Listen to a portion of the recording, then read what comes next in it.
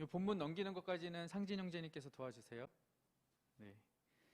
14절부터 19절 저와 여러분 한 절씩 교독하시고요. 마지막 19절은 어떻게? 다 함께 아시겠죠? 제가 먼저 14절부터 읽겠습니다. 라오디게아 교회의 사자에게 편지하라. 아멘이시요 충성되고 참된 증인이시요 하나님의 창조의 근본이신 이가 이르시되 내가 내 행위를 아노니 내가 차지도 아니하고 뜨겁지도 아니하도다. 내가 차든지 뜨겁든지 하기를 원하노라. 내가 이같이 미지근하여 뜨겁지도 아니하고 차지도 아니하니 내 입에서 너를 토하여 버리리라. 내가 말하기를 나는 부자라 부유하여 부족한 것이 없다 하나 내 공고한 것과 가련한 것과 가난한 것과 눈먼 것과 벌거벗은 것을 알지 못하는도다. 내가 너를 권하노니 내게서 불로 연단한 금을 사서 부유하게 하고 흰옷을 사서 입어 벌거벗은 수치를 보이지 않게 하고 안약을 사서 눈에 발라보게 하라. 물은 내가 사랑하는 자를 책망하여 징계하노니 그러므로 내가 열심을 내라 회개하라. 아멘. 여러분 사랑하면 눈빛이 뜨거워지죠. 아멘. 상진 형제 반응을 해주셔서 감사합니다. 옆에 있는 자매님을 사랑하십니까?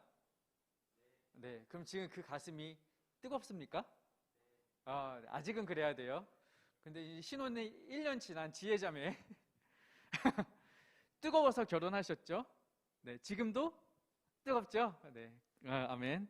그러니까 서로 사랑하면 뜨거워요. 맞잡은 그 손도 그냥 뜨겁고 찌릿찌릿하고 감정이 막 일어나는 거죠.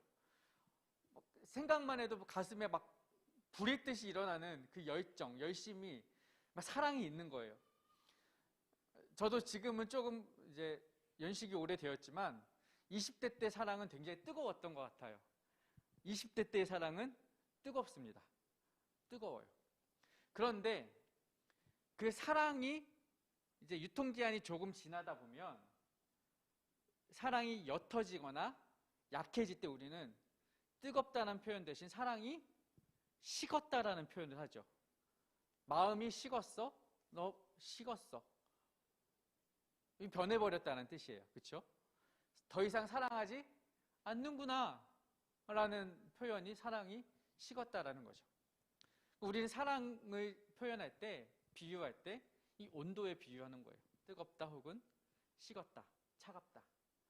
제가 오늘 이 뜨거움에 대해서 이야기를 하고 싶은데 이 뜨거움과 열심에 대한, 열에 대한, 온기에 대한 이 주제는 1월 이 한 달 동안 이어질 주제이고요. 어떻게 보면 2022년 저와 여러분이 함께 계속해서 묵상해야 될 키워드가 될 거예요. 이 주제를 잡게 된 이유는 간단합니다. 우리 교회 이름이 웜 하트 처치예요. 그러니까 따스한 웜 하트, 따스한 마음, 하트를 가진 사람들이 우리여야 한다는 거예요. 우리 공동체는 그러한 따스한 공동체예요. 그걸 추구하고 그렇게 이름을 내세운 거예요. 손 목사님이 개척하실 때 그게 우리 교회 가장 기본적인 방향성이었던 것이죠. 그거엔 동의하시죠? 그래서 이 따스한 마음을 가진 공동체가 어떻게 살아야 하는가에 대한 이야기를 하고 싶은 것이고요. 그에 앞서서 가장 중요한 것은 무엇이냐?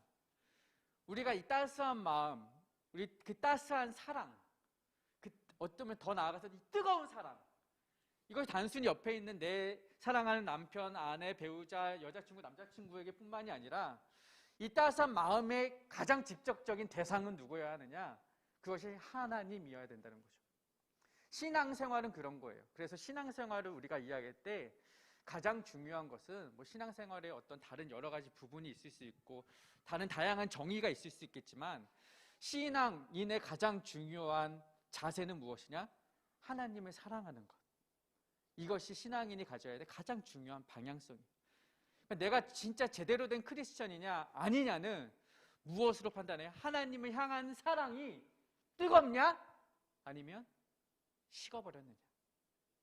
이것으로, 이 온도로 우리의 신앙을 점검해 볼 수 있다는 거죠.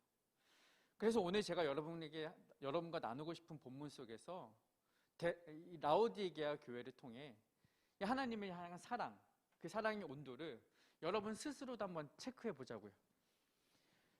여러분 스스로 내가 하나님을 향한 사랑이 바꾸고 말하면 나의 신앙생활이 제대로 된 방향으로 나아가고 있는지, 제대로 뜨거워있는지, 달구어져 있는지, 열의와 열정과 열심을 내고 있는지를 오늘 말씀을 통해 한번 체크해 보자는 거예요. 그리고 그 부족한 점이 있다면 올해 하나 결단해서 2022년에는 조금 더 열심 있는 뜨거운 하나님과의 사랑의 교제를 나눠가기를 바라는 마음에 오늘 말씀을 준비한 거예요. 오늘 말씀에 나오는 교회는요, 라오디게아 교회예요. 라오디게아 교회. 라오디게아 교회의 중요한 특징이 두 가지가 있습니다. 첫 번째는 뭐냐면요, 부자 도시. 뭐라고요? 부자 도시예요. 부자 도시이고 부자 교회예요. 이 동네 자체가, 이 도시 자체가 꽤나 잘 사는 도시였어요. 흥왕한 도시였어요. 오늘 오전에 뭐 말씀 들으셨으면 아시겠지만 우르라는 지역도 굉장히 메소포타미아 지역에서 가장 왕성한 지역이었지만, 뭐 라오디게아 교회가 그에 비할 정도는 아니지만 그 또한 굉장히 잘 나가는 도시였다는 거죠. 부자 도시예요. 부자 도시니까 교회에 등록해서 출석하고 있는 성도들의 수준 또한 뭐 넉넉해요. 먹고 살만해요. 꽤 괜찮은 거죠. 웬만하면 그래도 명품 좀 입어봤다고 자랑도 할 수 있고, 어느 성도들 보니까 이제 외제차도 좀 굴리는 것 같고, 그렇죠? 괜찮은 집안이에요. 괜찮은 경제력이에요. 두 번째로, 첫 번째가 부자 도시예요. 두 번째는요, 이 도시는요, 의학이 발달한 도시예요. 의학 도시. 오늘 본문에 보면 18절에도 뭐라고 기록이 되어 있냐면, 후반절에 보니까 벌거벗은 수치를 보이지 않게 하고 안약을 사서 눈에 발라보게 하라. 안약을 사서 눈에 발라보게 하라는 거예요. 이 안약이라는 표현을 왜 썼을까 생각을 해보면요, 이 도시 자체가 의학적으로 발달해서 안과 대학이 있었대요. 그러니까 기본적으로 그 도시에 안과 대학, 의과 대학이 있었으니까 뭐 그냥 일반적인 이렇게 수준이 좀 높은 거죠. 기본적으로 지식 수준도 높고 경제 수준도 높은 도시가 이 라오디게아 교회였다는 거예요. 그러니까 이 정도 수준 높은 교육과 뭐 경제력을 생각해 보면, 떠올려 보면, 요즘 우리나라로 비교해 보면 우리 목사님이 아까 언급하셨던 대치동 정도 되지 않았을까? 그렇죠. 노량진에도 이제 학원가가 있지만 거기는 조금 이렇게 쪽방촌이나 고시원들이 있잖아요. 이렇게 그냥 뭐 객관적으로 표현했을 때 그런 노량진 학원이 아니라 대치동 학원 같은 노의 느낌인 것 같아요. 부유하기도 하고 학구에도 뛰어난 대치동 느낌. 아시겠죠? 그런 느낌의 도시가 라오디게아고, 라오디게아 교회이고 라오디게아 성도였어요. 그러니까 이 성도들이 뭐라고 말해요? 17절에 네가 말하기를 나는 부자라 부유하여 부족한 것이 없다. 이 사람들이 그렇게 말할 만한 거예요. 진짜로 그들에게는 부자고 부유하여 우린 부족한 게 없어 라고 말할 만한 교회인데, 오늘 본문에서 이들에게 지적하는 것, 경고하는 것, 던지는 메시지 중에 하나는 뭐냐면, 너희가 부족한 것이 없다고 말을 하지만 너희에게 부족한 것이 하나 있다.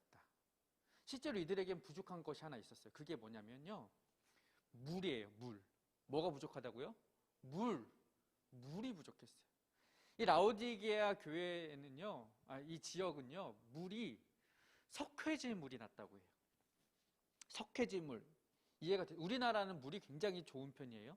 근데 해외 같은 어떤 나라 가면 수돗물을 트면 미끈미끈하고 희뿌연 물이 나와요. 석회질 물이에요. 이 물은요, 먹기에도 좋지 않아요. 당연히 먹으면 돌이 쌓이는 거야. 막 석회질이 쌓여요. 혈관이 막히고 막 요도가 막히고 그래요. 석회질 물. 마시기도 좋지 않을 뿐더러 씻기에도 좋지 않아요.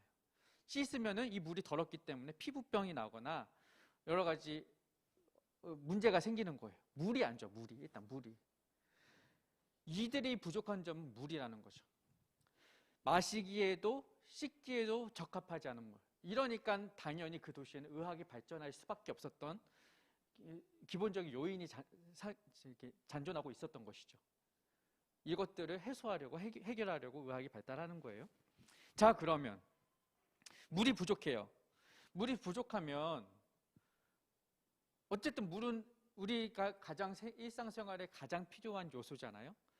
라오디게아 도시가 이 물을 어떻게 해결했냐면 다른 지역, 다른 도시에서 물을 끌어다 쓰는 거죠. 수로를 파서.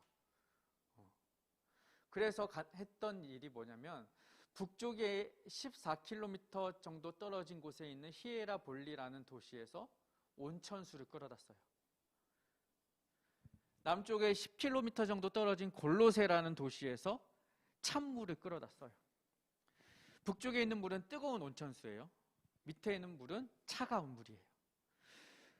그런데 이 문제는 뭐냐면 뜨거운 물이든 차가운 물이든 이 10km, 14km 정도 되는 긴 수로를 통해, 파이프를 통해 말하자면 물을 끌어다 쓰니 뜨거운 물이 여기까지 오는 동안 이 뜨거운 열이 유지가 될까요? 안 될까요? 당연히 안 되죠. 자, 시원한 냉수가 흘러나와요, 밑에서. 계곡에 가면 막 냉수 마치 와 하잖아요. 시원한 물이 있는데 10km 걸어서 오면 이 물이 시원함 유지해요? 못해요? 못해요. 여기서 오나 저기서 오나 이 두 가지 물은 결국 가운데 도달했을 때는 둘 다 미지근한 물이 돼서 오는 거예요. 자, 이 도시의 성격이 이러한데 오늘 본문에서 요한이 계시록을 통해 주는 메시지는 뭐냐? 너희 라오디게아 교회가 부족함이 물인데 그렇게 해서 물을 2개 끌어다 쓰는데 니들 상황이 이렇구나. 니들은 제대로 된 뜨거운 물 마시지도 못해봤고 찬물도 마시지도 못해봤지. 뜨거운 물은 씻고 목욕하고 할 때 너무 좋잖아요, 여러분. 그쵸? 와, 여러분 요즘 찬물로 샤워해요? 그쵸? 한여름에도 뜨거운 물 하잖아. 저도 그래요. 내 피부는 소중하니까. 근데 이 사람들은 이 뜨거운 물로 샤워할 수가 없는 거야. 뜨거운 물을 기대했지만 미지근한 물로 해요.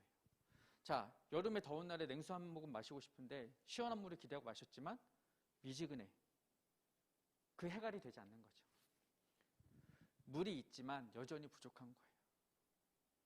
있으나 마나한 거예요. 결국 무익한 거죠. 미지근한 물은 무익한 거예요. 이들에게 있어서. 오늘 본문에서 요한이 라오디게아 교회에게 이것을 지적하는 거죠. 16절에 보니까 너가 이같이 미지근하여 뜨겁지도 아니하고 차지도 아니하니 내 입에서 너를 토하여 버리리라.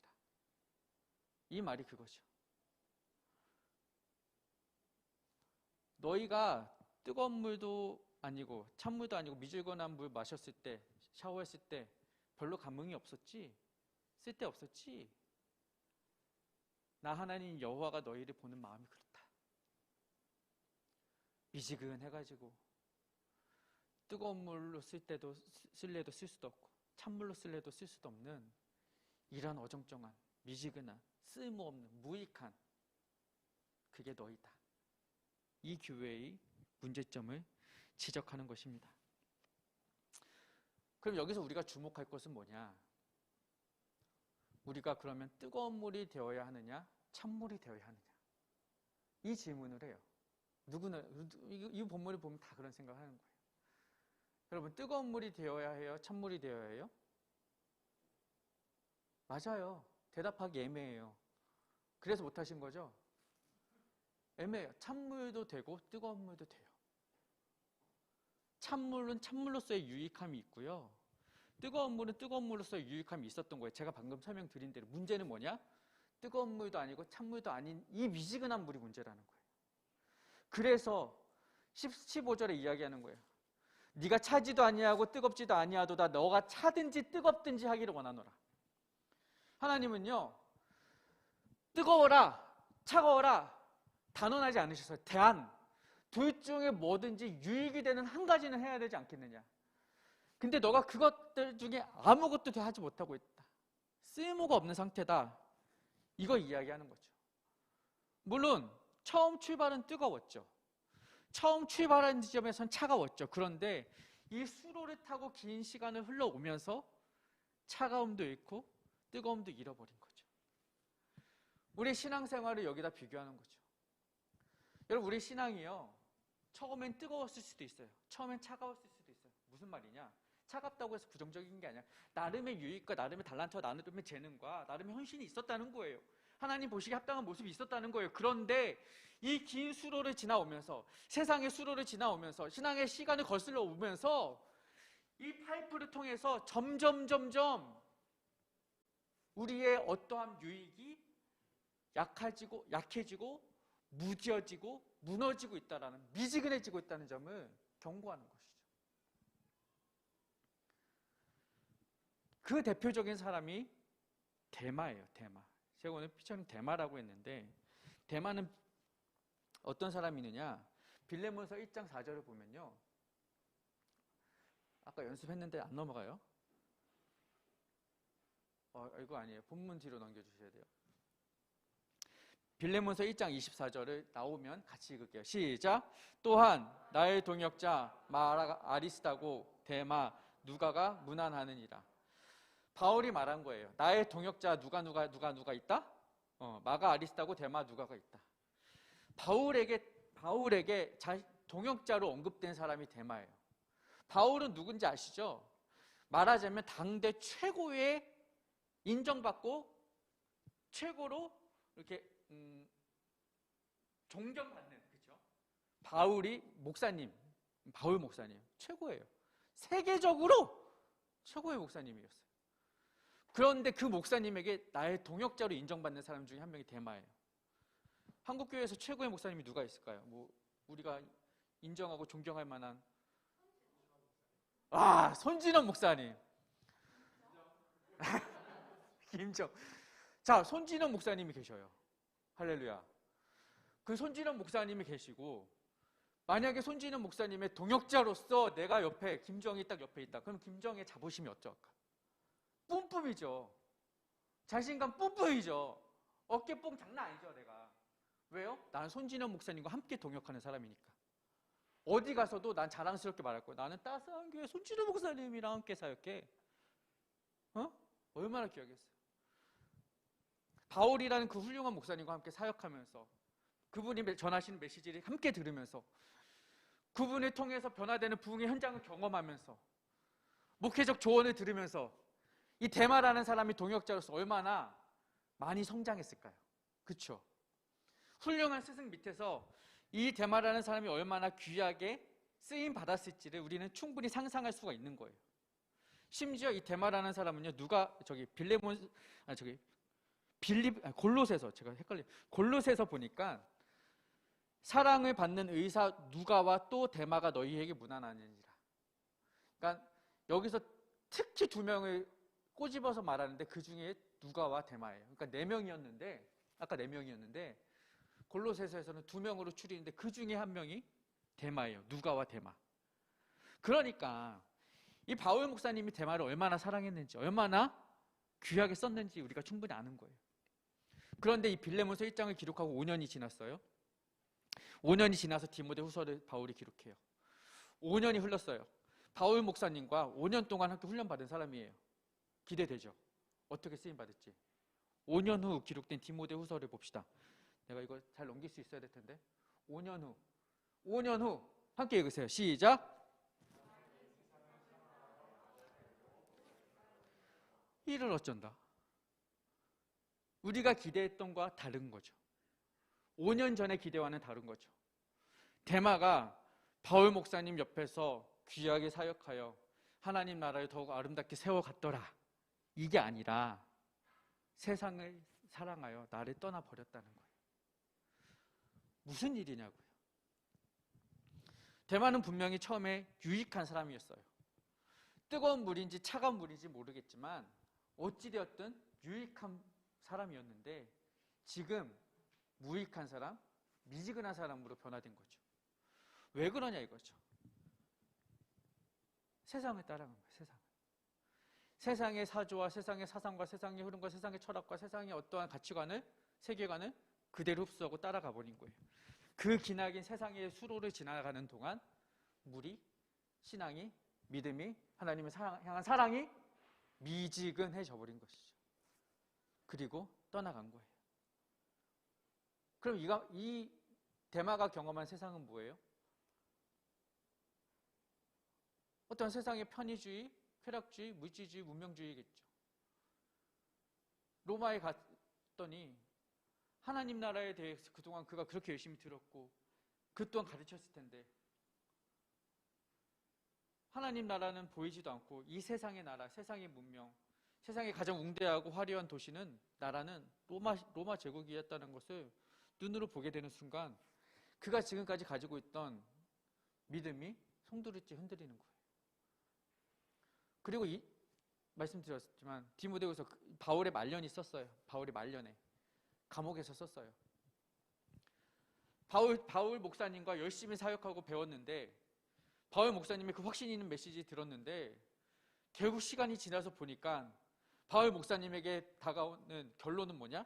참혹한 감옥과 참수형. 기대했던 거와 다른 거죠. 왜 이런 결과가 있어야만 했을까? 그런데 반대로 생각해 보면 세상이 주는 편의와 안락함은 복음을 따라갔을 때와 비교할 수 없게 너무 행복하고 오히려 더 따스하고 따뜻하게 느껴지거든요. 신앙생활 안 하고 세상에 따라갔더니 더 즐겁고 더 행복하거든요. 뭐 세상에 따라간다고 해서 제가 볼 때는 뭐 대마가 복음을 아예 등지고 뭐 이단이 되어서 예수님을 뭐 핍박하고 이런 것 같진 않아요. 제가 봤을 때는 미지근한 게 된 거예요. 그냥 열심히 있던 사람이 좀 열심히 덜해진 것 같아요. 말씀을 열심히 전하던 사람이 열심히 안 전한 것 같아요. 복음의 확신을 가졌던 사람이 확신을 덜 가지게 된 것 같아요. 근데 그렇게 살아가니까 이게 편한 거죠. 복음만 붙잡고 있다가는 감옥 갈 것 같고 복음만 붙잡고 있다가는 참수 당할 것 같은데 그렇게 안 살아도 될 것 같은 거예요. 안 살아도 사라지는 것이고 그렇게 안 사니까 더 편리한 거예요. 우리가 신앙생활을 하면서 복음만 붙잡고 예배만 붙잡고 말씀만 붙잡고 살아가면 때론 그게 사실 더 피곤하고 어렵잖아요. 불편하잖아요. 그런데 적당히 하면 신앙생활이 얼마나 좋은지요. 예배 드리고 싶을 때 드리고 편리하게 드리고 말씀 적당히 묵상하고 큐티 매일 하라고 하는데 뭐 일주일에 한 번 정도 하고 이러면 얼마나 편리해요. 누가 뭐라고 하지도 않아요. 사실 그런다고 뭐라고 하지도 않고 이렇게 한다고 해서 눈앞에 뭐 내가 뭐 마귀가 다가와서 나를 지적하는 것도 아닌 것 같고 봉사 열심히 하면 힘들어요. 근데 한 달에 한 번 와서 봉사하라 그러면 그 정도는 내가 하지 뭐. 봉사 열심히 해봤자 좋은 게 뭐가 있냐고. 누가 알아주지도 않아요. 열심히 하다가 괜히 다른 사람하고 일하다가 부딪혀. 사람이요 밥 먹을 땐 별로 안 부딪혀. 일하다가 부딪혀. 그러니까 일 안 하는 게 서로가 편한 거야. 관계도 편하고. 여러모로 신앙생활 열심히 안 하는 게 편해버린 거죠. 그 편의를 찾아가다 보니까 그렇게 세상을 따라가다 보니까 미지근해지는 거예요. 이 미지근한 상태로 대마가 하는 고백은 뭐냐 결국? 부질없다. 세상 따라가자. 이 대마의 결론이죠. 오늘 대마가 우리에게 주는 메시지는 뭐냐? 저와 여러분도 대마의 마음을 공감할 수 있을 것 같아요. 우리도 다 한때 뜨거웠잖아요. 다 한때 차가웠잖아요. 열심히 했잖아요. 정말 그랬잖아요.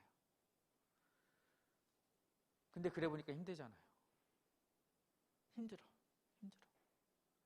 그러니까 조금 내려놓고 싶기도 하고 가지를 치고 싶기도 하고 내가 내 안에서 선을 그어놓고 이 정도만 하자. 예배도 이 정도만 드리면 될 것 같아. 우리 안에서 나름의 선을 경계를 정하다 보면 이게 미지근해지는 거예요. 미지근해지는 거예요. 그런데 여러분 성경 어디를 보십시오. 너희가 신앙생활을 적당히 하라. 너희가 신앙생활을 편안히 해라. 너희가 신앙생활을 편리하게 해라. 너희가 신앙생활을 안정적으로 해라. 어느 누가 그렇게 메시지 던지십니까? 하나님이 그런 말씀을 한 적이 단 한 번이라도 있으세요? 없어요. 신앙생활 편하게 하라고 한 적은 단 한 번도 없으세요. 오히려 제자가 되려거든 십자가 지고 따라가라고 하시는 거예요. 신앙생활은요 힘들게 해야 되는 거예요. 벅차게 해야 되는 거예요. 열심히 해야 되는 거예요. 그래서 오늘 본문에서 뭐라고 해요? 19절 보니까 무릇 내가 사랑하는 자를 책망하여 징계하노니 그러므로 너가 열심을 내라. 열심을 내라는 거예요. 안정적으로 편리하게 편안하게 편의주의로 하지 말고 열심히 하라.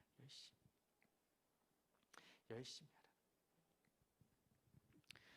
젠틀하게 하려 하지 말고 신사적으로 하려 하지 말고 아무튼지 간에 열심히 하라는 거예요. 열심. 이 열심이라는 단어를 보니까요, 열광적이다 이렇게 해석을 하는 거예요. 열정적으로. 단순히 그냥 열심이 아니라 어떤 것에 열광적으로 하라는 거예요. 제가 그래서 좋아하는 말이 있는데 불광불급이에요. 불광불급. 아니 부자에 미칠 광자예요. 미치지 않으면 불급. 아니 부자에 미칠 급자예요. 미칠 수가 없다는 거예요. 이해가 되세요? 그래서 우리말로 하면은 미치지 않으면 미칠 수 없다요. 어느 곳에 미칠 수가 없다는 거예요. 쉽게 말하면 미쳐야 미친다는 거예요. 저는 이걸 굉장히 좋아해요. 우리 신앙생활은요, 열심을 내라. 아까 뭐라고 했죠? 열광적으로. 미친 듯이 하라는 거예요. 이 크레이지라는 게 아니라 요즘에 뭐 예능 같은 것도 보면 야 이거 뭐가 또 미쳤어. 맛이 미쳤어. 저 사람 노래 미쳤어. 연주가 미쳤어 이러잖아요. 탁월함이에요. 탁월함. 이해가 되세요? 미친 듯이 하라는 것은요, 탁월하게 하라는 거예요. 최선을 다해 하라는 거예요. 헌신을 다해 하라는 거예요. 내 모든 것을 다해서 하라는 거예요. 그렇게 해야 미친다는 거예요. 어느 자리에 미친다는 거예요. 하나님이 기뻐하는 수준에 미친다는 거예요. 성화의 자리에 미친다는 거예요. 우리 신앙생활을요, 열심히 미친 듯이 해야 하는 거예요. 그랬을 때 비로소 하나님이 기뻐하시는 그 수준에 다 다를 수 있다는 거죠. 정말 뜨겁게, 정말 뜨겁게 우리의 그 신앙과 그 열심을 좀 회복했으면 좋겠어요. 회복했으면. 우리가 편리해 봤잖아요. 그렇죠? 코로나 2년 보내면서 우리가 신앙생활 얼마나 편리했습니까? 정말 편리했고, 와, 뭐 수없이 들어서 왔을 테니까 그 편리함은 제가 굳이 일일이 형용하지 않겠습니다. 편리한 신앙생활 했어요. 근데 그 편리한 것이 우리의 신앙을 나아진 곳으로, 좋아진 곳으로 인도했느냐 이것이죠. 100이면 100 똑같이 대답할 거예요. 코로나 지내면서 내 신앙생활이 약해졌습니다, 무지해졌습니다 라고 똑같이 고백할 거예요. 왜? 편리함이 나음을 대체할 수는 없거든요. 그러니까 우리 그 편리하고 편의주의적인 신앙생활에서 이제는 일어납시다. 이제는 앉아서 안주했던 자리에서 일어나서 좀 뜁시다. 좀 뛰어야 돼요. 좀 열을 내야 돼요. 열을 내려면 앉아서는 열을 낼 수가 없어요. 웜업을 하는 게 그거예요. 웜업. 우리 웜업 이번 한 달 주제인데, 뛰면서 열을 내면서 우리의 신앙을 다시 한번 일으켜보자는 거예요. 이제 1월 제 첫 번째 주 예배 드립니다. 2022년 12월 마지막 주 우리가 이 자리에 모여서 함께 예배할 때, 우리가 오늘 이 말씀을 다시 한번 점검할 때 우리 안에 이런 고백이 있었으면 좋겠어요. 내가 이번 한 해 동안은 내 안에 신앙이 열심히 회복되어서 지난 2년 동안 코로나로 인해서 미지근해졌던 내 신앙이 회복되는 계기가 되었습니다. 그러한 우리의 고백과 우리의 간증이 우리의 입술에서, 우리의 기도 속에서 읊조려져 나올 수 있기를 기대합니다. 그래서 저도 여러분 그러한 신앙의 회복을 위해서 노력할 할 테니까요. 여러분들도 그 회복을 위해서 다시 한번 마음 붙잡고 나아갑시다. 다시 한번.